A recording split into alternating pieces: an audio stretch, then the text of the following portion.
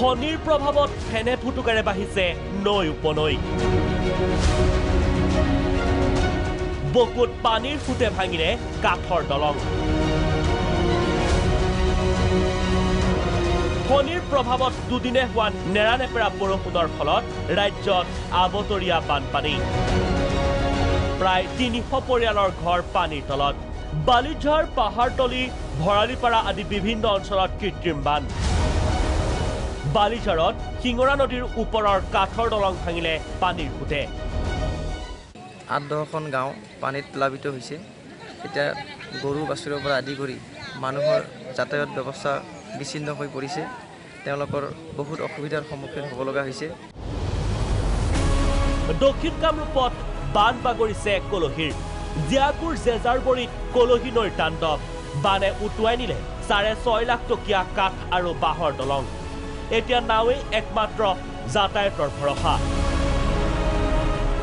ৰংজুলিত ভাঙিলে দেওকিলা নদীৰ মথাউৰি বানপানীৰ ফলত জলমগ্ন গাঠিয়াপাৰা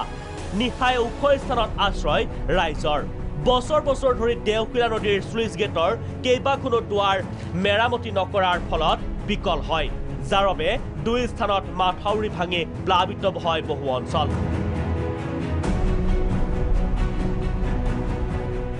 গৰাখহনীয়াৰ কবলত মায়ামৰা শিমলুগুৰিৰ বজ্ৰপুৰ মত্ৰ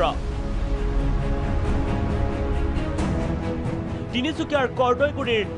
গৰিয়াতিত চপৰা চপৰে কহিছে গৰা ডিৰাক চুমনিৰ ৰিংবান চিঙাৰ ফলত গৰিয়াতি গাঁও আৰু মায়ামৰা শিমলুগুৰিৰ বজ্ৰপুৰ সত্ৰৰ বিস্তীৰ্ণ অঞ্চল জাহ যায় নদীত বাক্সাত মৰা পাগলা দিয়াৰ খহনীয়া আবতৰীয়া বান আৰু খহনীয়াৰ ফলত ৰেচম পামখনৰ প্ৰায় ২৫ বিঘা ভূমি ইতিমধ্যে নৈ বুকুত জাহ যায় শেহতীয়াকৈ পামখনৰ এখন ফেন্সিং খহাই নিয়াৰ উপক্ৰম হৈছে কাণ ফাৰ নাই পামৰ বিষয়া কৰ্মচাৰীৰ কুকিলাত ধুমুহাৰ তাণ্ডৱ কুকিলাত ফণীৰ তাণ্ডৱ ঘৰ দুৱাৰ গছ গছনি ভাঙি বিস্তৰ ক্ষতি হয়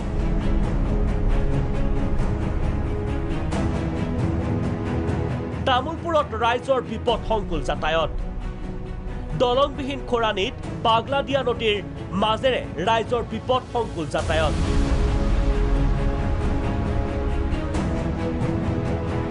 এখন বাইক পাৰ হ'বলৈ ভৰিব লাগে ৩০০ৰ পৰা ৪০০ টকা